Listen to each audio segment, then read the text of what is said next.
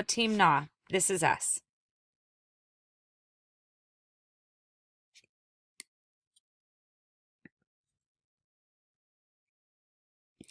Mark and I were married on August 1st, 1998, at the First United Methodist Church in San Diego, California.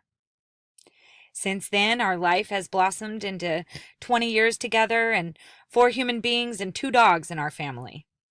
First came Matthew, our little pride and joy. He made us parents on September 4th, 2003. He's 15, he's a sophomore at Valhalla High School, and he makes us proud every day.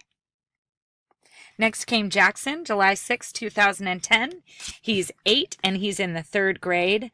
And one thing we know about Jackson is he loves trains.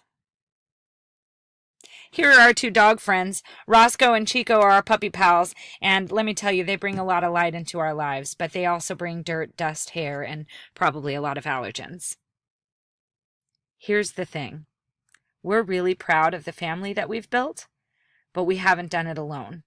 And we want to take some time out this Christmas to say thank you to all of you who've been there for us every step of the way, and all of those even who can't be there with us tonight. We want to say thank you. We love you. We know how important family is. Merry Christmas.